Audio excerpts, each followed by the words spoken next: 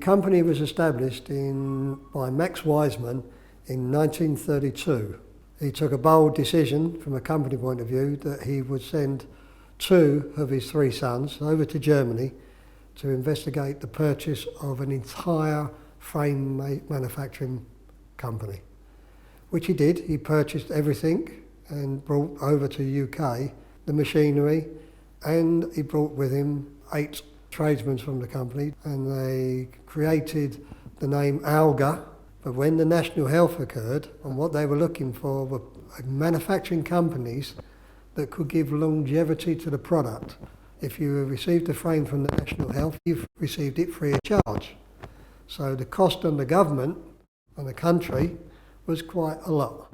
The idea of it was, because it was made from rolled gold, the life of the frame was considerable. Therefore, they could give it to someone because it would last 5, 10 years before they needed anything. Right up until 1988, when Margaret Thatcher, in her wisdom, decided to deregulate the national free frames. And they looked around and decided that Algha as a name will always be associated with national health and free frames. So they generated the name Savile Row. They looked at it and said, we are close to London. What's London is famous for? Its suits, the Savile Row suits, the quality aspect, because they had to turn it into a commercial product rather than being something that was given free. So they set about creating the name Savile Row. How did it affect us? It went from strength to strength, and unfortunately there are still frames out there in certain countries that were made in that time when they had an international force. In 1993, there'd been a major change within Algha itself. I was a fortunate one to be chosen to take over the responsibility for this company as the unit manager. My brief was to increase the production. We were, in my time, producing, up until 1996, 4,000 frames a week.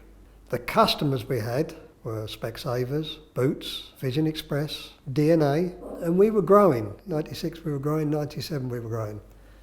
And then we were given 3 months' notice by Boots that they were going to China.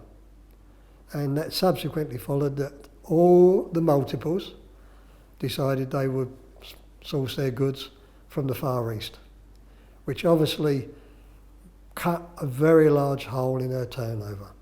I recognised pretty quickly that the UK market was not going to be a Savile Row market. I set about trying to fill that hole, looking for export side, which results today, on average, 80% of our business is export.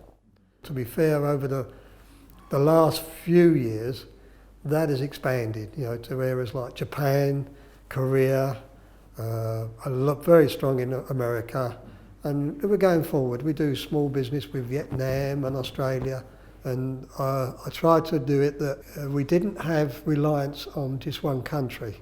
If a country goes, it hurts, but it doesn't kill you. When we lost the multiples, it nearly killed us. In 2000, I purchased the shares off of Philip, and for want of a better word, I own the company. I approached Robin and he said, I can help you. I started to use the facilities of Inspecs indirectly, and that did mean from a financial point as well. In fairness to Robin, it was from the heart he really decided he wanted Algha to carry on working, and he's put his hand in his pocket quite a few times to keep us going, and we've obviously respected that, and I've had a lot of respect from him over the, dare I say, since 2000, which is nearly 14 years of working with him. A lot of trust has been put in me, and I appreciate that.